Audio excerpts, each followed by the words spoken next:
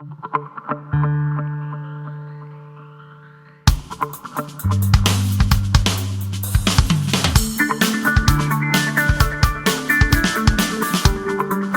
UNED.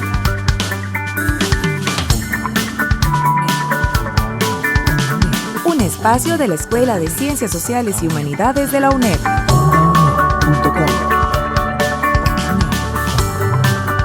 Hasta donde estés.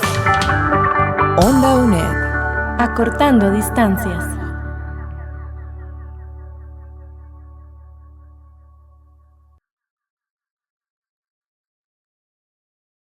Hola, ¿qué tal? Bienvenidos a este programa de Historia de la Cultura.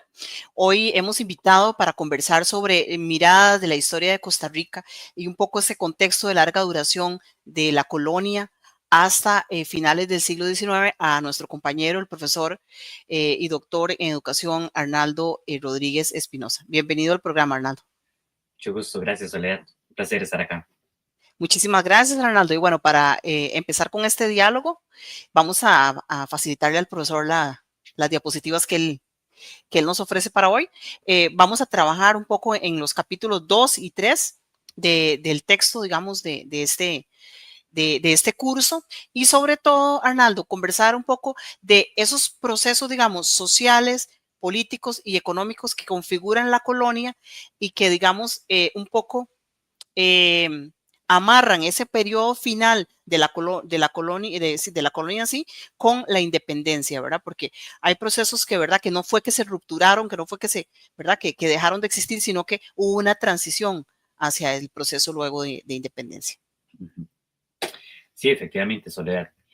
A ver, digamos, cuando hablamos del proceso, digamos, de historia de Costa Rica, desde la colonia hasta, digamos, el proceso de independencia, hay algunos elementos que están evidentemente intrínsecos, no hay cortes tajantes propiamente en la historia, eso es un hecho, evidentemente, pero además, digamos, hay aspectos importantes desde el punto de vista económicos y también políticos y sociales que cruzan el periodo colonial, ¿verdad?, hacia la independencia, que incluso es evidente que no podemos entender la independencia en Costa Rica sin remontarnos al periodo colonial y entender algunos elementos, ¿verdad?, políticos, como por ejemplo las Cortes de Cádiz, económicos, por ejemplo, como, digamos, las principales actividades económicas a finales que se dieron propiamente, que vienen a configurar, en este caso, más bien estas élites, y cómo también no podemos desligarnos nosotros desde el contexto también centroamericano e internacional, porque también el periodo de independencia no podemos verlo aislado simplemente como una cuestión centroamericana. Estamos por ahí con la independencia de las 13 colonias, por ejemplo, estamos por ahí, ya ha pasado la Revolución Francesa, ha pasado la Revolución Industrial, por ejemplo. Entonces son conflictos ahí, digamos, y aspectos y elementos históricos a nivel internacional que terminan teniendo peso propiamente sobre nuestra historia. Pero bueno, iniciemos propiamente con el periodo de la colonia y la independencia. Entonces, vamos a ver que la independencia se va a gestar entonces por causas externas, como ya les comentaba, como la Revolución Francesa, la independencia, por ejemplo, de las 13 colonias, en este caso de los Estados Unidos, y también hay internas que nosotros tenemos que empezar a comprender esos elementos. Ahora bien, devolviéndonos un poquitito más para atrás, nada más brevemente, vamos a ver la parte económica. El periodo colonial definitivamente está basado en una economía de encomienda, esclavitud y monocultivos. Vamos a ver de que la encomienda es un primer, digamos, una forma de explotación que se va a gestar propiamente desde prácticamente casi la llegada de los españoles a nuestros territorios a partir de 1512 en adelante, ¿verdad? Recordemos de que la conquista en Costa Rica propiamente se da por el Pacífico y no necesariamente por el Atlántico debido a ciertas particularidades, digamos, históricas, como la posición geográfica, como, por ejemplo, la exuberancia de la vegetación. Imagínense en la cordillera Talamanca hace más de 500 años, ¿verdad?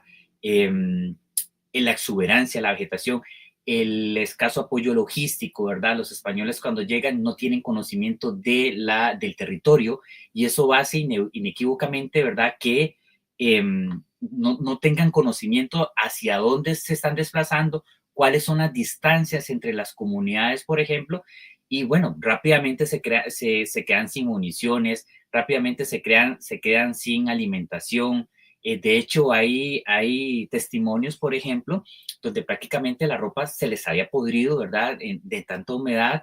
Las balas funcionaban con pólvora, pero imagínense tratar de cruzar toda la parte de la cordillera Talamanca, la humedad que hay, no funcionaba la pólvora, en fin, fueron varios elementos, ¿verdad? También la resistencia indígena, que fue muy fuerte, ¿verdad? En la parte atlántica.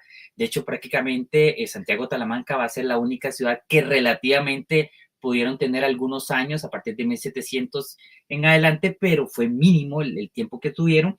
Entonces, definitivamente la conquista en ese caso se iba a dar, en el caso costarricense, ¿verdad? Por el Pacífico propiamente, ya prácticamente a partir de 1520, 1521, cuando Andrés Niño, Andrés de Cereceda, por ejemplo, ingresan hacia el Golfo de Nicoya, y ya recuerden de que la conquista en realidad se inicia dentro del actual territorio costarricense, ¿verdad? Por Nicoya, en este caso, que es una conquista también relativamente tardía, que se va a dar más adelante, pero en este caso, digamos, el sistema de encomienda funciona relativamente, se aplicaron a leyes nuevas a partir de 1542.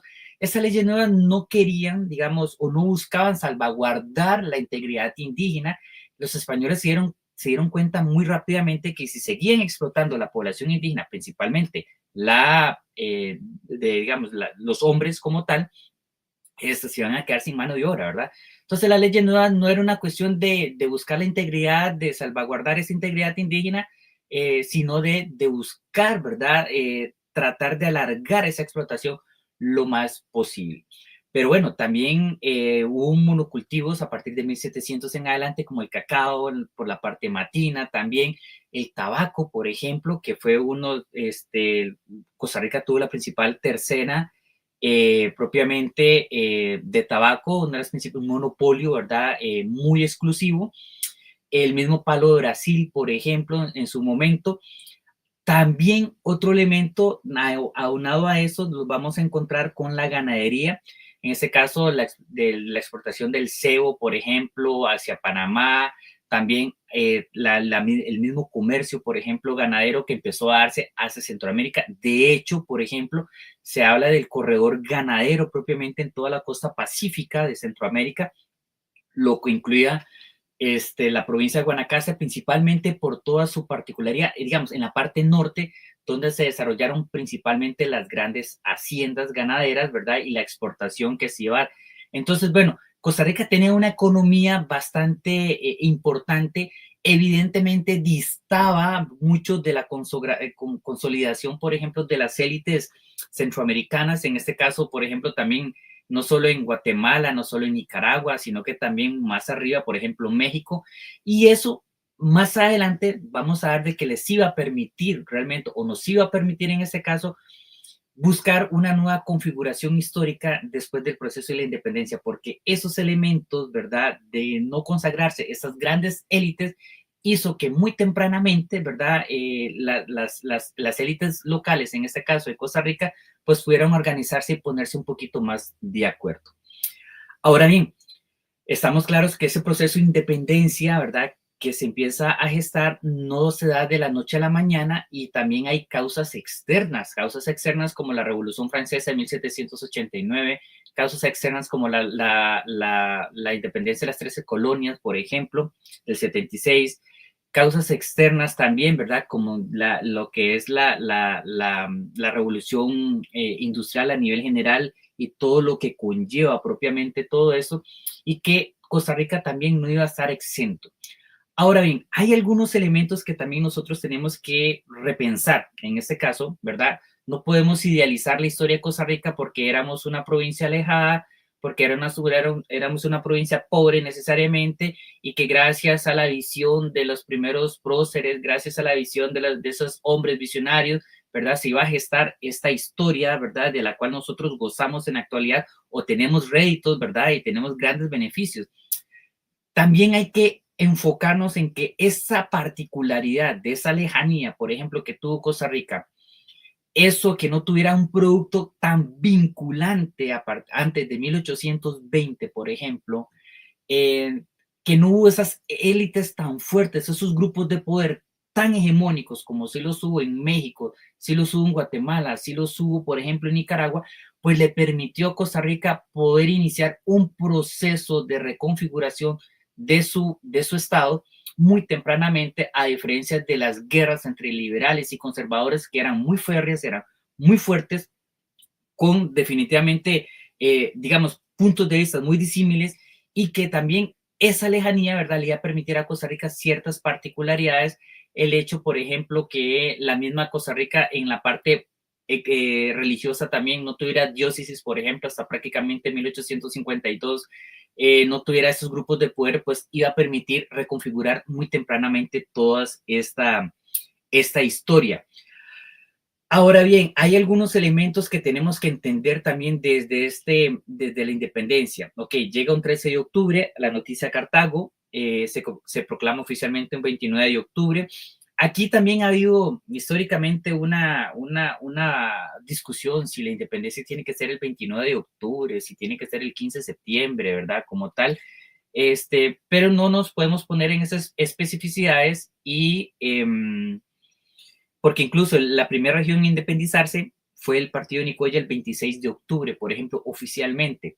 Entonces es muy interesante toda esa cuestión, porque también tenemos que entender la lógica de los localismos. Uno puede entender, bueno, ¿por qué Heredia se quería anexar el imperio de Agustín de Iturbide, por ejemplo? O sea, ¿cuál era la lógica en ese momento? ¿Verdad? Y uno podría pensar, bueno, es que estaban locos. No, es que si nosotros entendemos el contexto, tenemos que irnos hacia un poco más atrás, por ejemplo, con las Cortes de Cádiz a partir de 1812, donde les propició y les dio la potestad de consagrar los localismos a los cabildos.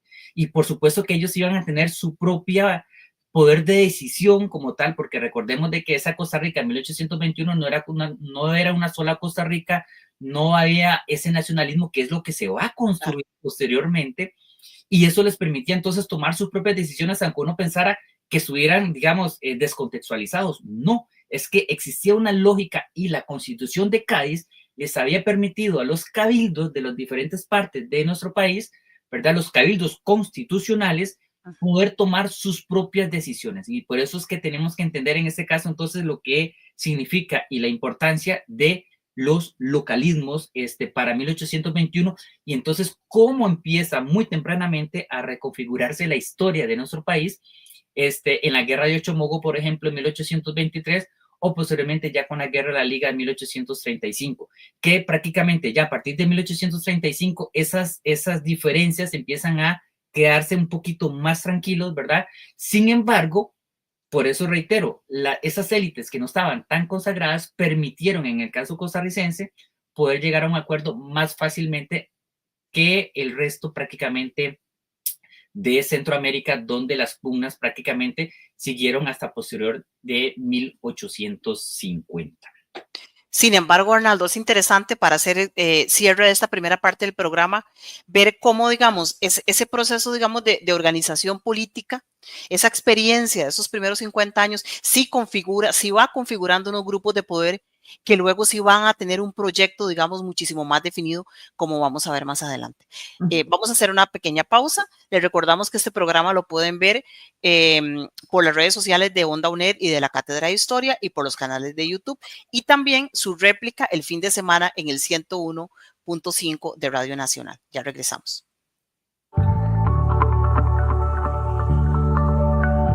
Onda UNED.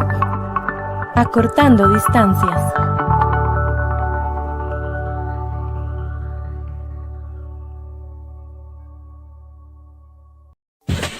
Onda UNED. Acortando distancias. Muy bien, regresamos. Estamos en este programa sobre las miradas de la historia costarricense desde la colonia hacia finales del siglo XIX. Nos acompaña el profesor Arnaldo Rodríguez Espinosa. Con Arnaldo estábamos justamente hablando de la reconfiguración de poder, de cómo la independencia y esos primeros años de vida independiente para Costa Rica son bastante distintos, digamos, al resto del istmo centroamericano, la misma región latinoamericana. Sí, efectivamente, Soledad, con respecto a estos conflictos, ¿verdad?, que se empiezan a gestar muy tempranamente, pero bien lo decías, ¿verdad? A ver, el hecho que no existieran esas élites tan consagradas y tan fuertes económicamente, pues le permitió a Costa Rica iniciar un proceso más tempranamente, ¿verdad? Lo cual tampoco, hay que ser claro, no es que no existieron esas élites de poder, evidentemente existieron, y son las élites que van a empezar a reconfigurar. Por ejemplo, si quieres puedes pasar a la siguiente diapositiva, si me haces el favor. Claro. Entonces, ¿por qué? Porque definitivamente a partir de 1821 empieza una reconfiguración del Estado, ¿verdad? Del Estado-nación propiamente, incluido, por ejemplo, el territorio de lo que es el partido de Nicoya, por ejemplo, que no pertenecía a Costa Rica. Entonces, también hay que entender la lógica del por qué Costa Rica quería el territorio del partido de Nicoya, que no era un asunto simplemente de expansión propiamente de su territorio, ni en la parte cultural, ni nada por el estilo. O sea, había una lógica más profunda, más política, ¿verdad? De reconfigurar sus fronteras, por ejemplo, era un territorio crucial, principalmente también por el tipo del principal puerto de exportación en ese momento estaba en Punta Arenas, que estaba muy cerca del Golfo Nicoya. Entonces, todas esas dinámicas, ¿verdad? No las podemos perder de vista del por qué el Estado empieza a reconfigurarse. La misma inclusión de Costa Rica en la Federación Centroamericana, ¿verdad? En esa patria grande, este gobierno fallido propiamente a nivel centroamericano, donde Costa Rica ingresa prácticamente en 1824, es la última a ingresar, y sale en 1838 como tal, que fue un proceso, ¿verdad? Importante. Empieza a darse cuenta que Costa Rica pues no estaba en las mismas condiciones que el resto de los países centroamericanos, en las mismas condiciones no solo económicas, sino que también del resto prácticamente de los aspectos políticos. Bueno, también vamos a ver la parte de la importancia, por ejemplo, ya dejamos de lado un poco, ¿se acuerdan cuando hablamos del cacao, verdad? La encomienda, la ganadería que sí se iba a mantener principalmente en la parte norte de nuestro país, pero también, bueno, el cultivo del café, que va a ser el famoso grano de oro que se va a empezar a exportar principalmente el Chile, Valparaíso y después posteriormente Europa. Ese producto que va a consolidar una élite realmente importante, la famosa élite cafetalera, que es prácticamente la que va a empezar a tener control, ¿verdad? Político y económico de nuestro país, que ese modelo entonces cafetalero va a transformar la tenencia de la tierra, ¿verdad? Va a desarrollar desigualdades, va a incentivar la privatización, por ejemplo.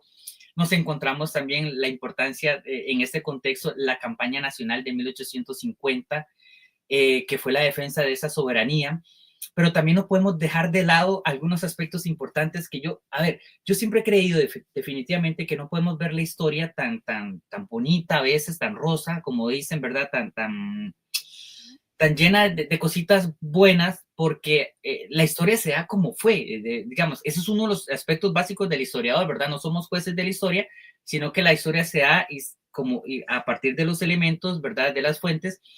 Pero la campaña nacional, si bien efectivamente hay una defensa de la soberanía, también pues tenemos claro también de que hay todo un interés económico de una élite de poder de salvaguardar su principal actividad económica también con respecto a la defensa del café, por ejemplo, de consolidar también su hegemonía. En ese caso todavía el nacionalismo no habían símbolos nacionales tan claros, ¿verdad? Venía el proceso de la fundación de la República a partir de 1848 con José María Castro Madriz. Y bueno, el Estado venía en una reconfiguración efectivamente donde la campaña nacional, pues evidentemente hay una defensa de la soberanía, pero también hay una defensa de intereses muy particulares de una élite que tenía claro cuál era su objetivo y evidentemente hay que entender la época también, ¿verdad? En que estamos, definitivamente. Entonces, si quieres podemos pasar a la siguiente, Soledad. La consolidación, pues posteriormente, la campaña 1850 nos va a dejar muchísimas experiencias, definitivamente, no solo la defensa de la soberanía, sino el endeudamiento que tuvo el país que afrontar, digamos, cómo también se va a ir reconfigurando un poco el nacionalismo, de alguna manera también, ¿verdad? A partir de esa defensa de la soberanía, prácticamente la disminución masiva de la población a partir del cólera, por ejemplo, prácticamente un 10% de la población en ese momento se va a diezmar, y algunos elementos que definitivamente vienen a reconfigurar esos grupos de poder a partir de 1850, que vamos a pasar a un periodo más del liberal a partir de 1870 con el general Tomás Guardia. Vamos a encontrar también, por ejemplo, el contexto del ferrocarril al Atlántico, la particularidad también de cómo Costa Rica, a ver, ¿por qué la importancia del ferrocarril al Atlántico?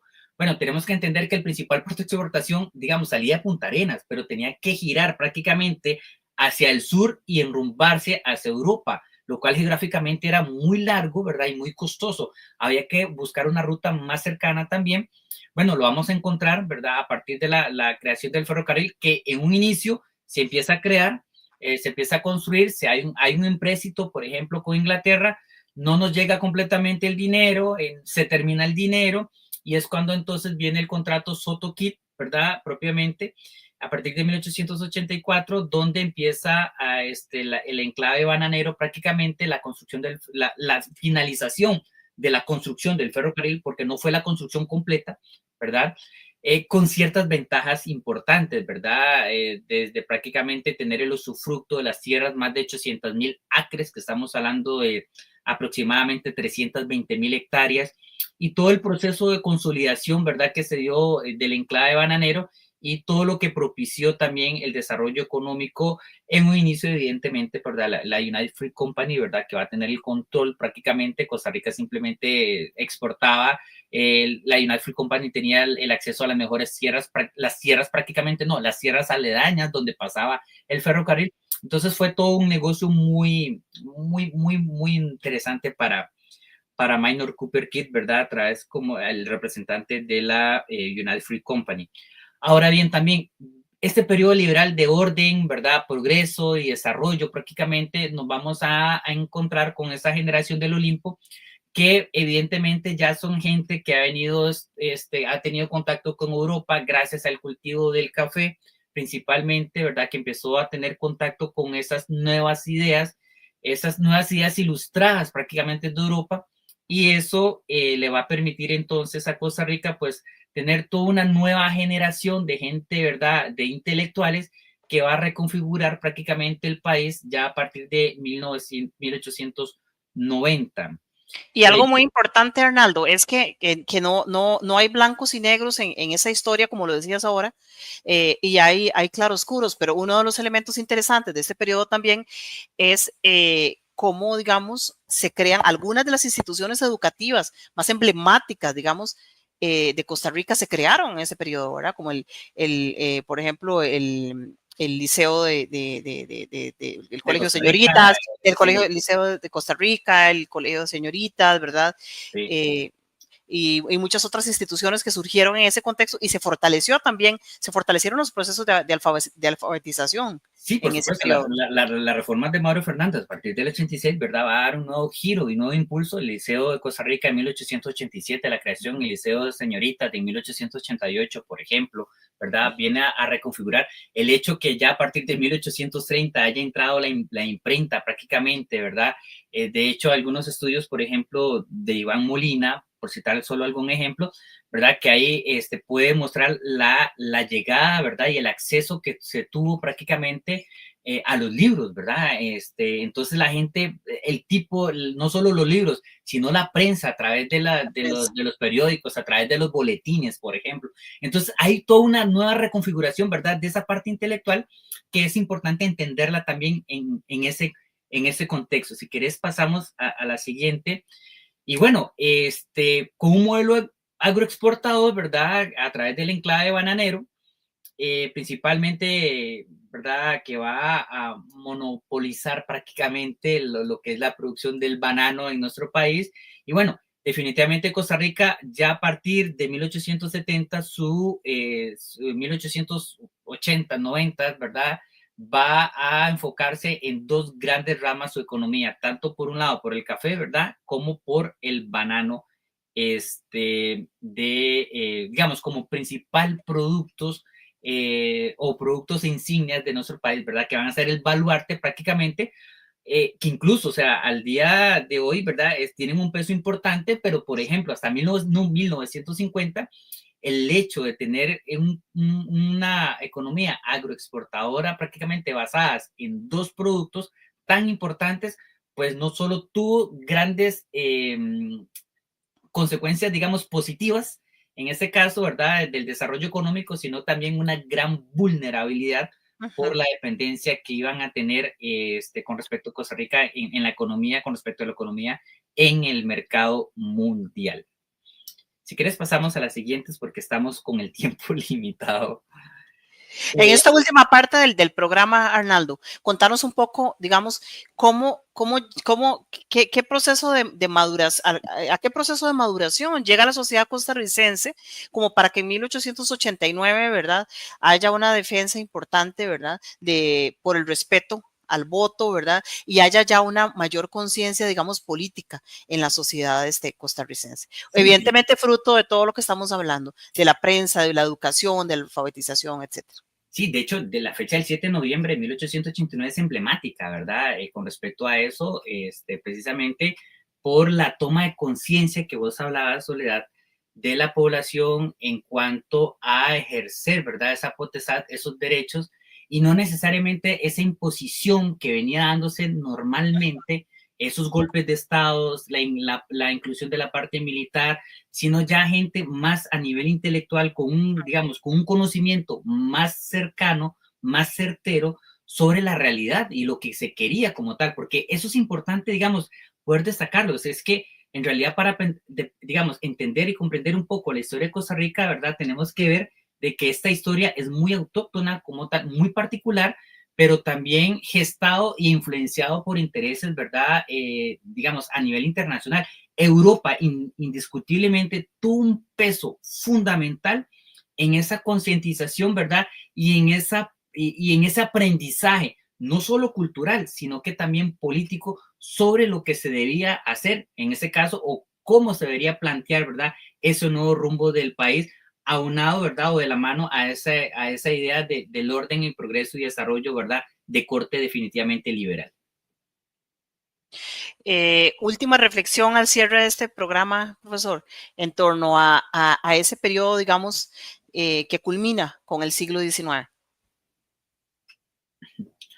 A ver, definitivamente esa transición que vamos a tener a partir de ya, digamos, ya iniciado este periodo a partir de 1900 en adelante prácticamente, pues nos vamos a encontrar con una transición, digamos, más enfocado hacia la democracia también. Vamos a ir viendo algunos elementos, la aparición del voto secreto, del voto directo, por ejemplo, ya a partir de 1903 en adelante, la llegada, digamos, de ciertas corrientes como el reformismo, posteriormente el comunismo, posteriormente como la iglesia, ¿verdad?, y la política empiezan a gestar un proyecto político muchísimo más amplio. Definitivamente hay una base importantísima prácticamente de esa concepción, ¿verdad?, de esa transición que ya lo decíamos en un inicio, o sea, no podemos hacer un corte, ¿verdad?, de esa generación del Olimpo a partir de prácticamente el 70 al 90 en adelante, sino que hay una cierta continuidad, pero también hay una nueva necesidad y una nueva reconfiguración histórica en nuestro país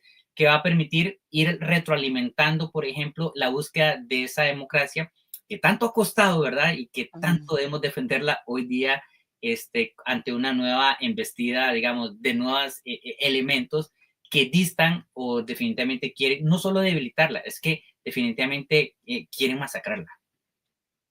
Muchísimas gracias al profesor Arnaldo, a ustedes, a nuestra audiencia, por haber compartido este programa sobre miradas de la historia costarricense.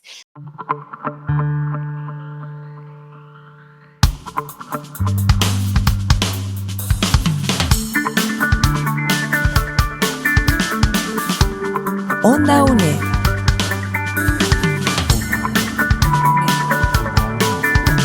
Un espacio de la Escuela de Ciencias Sociales y Humanidades de la UNED.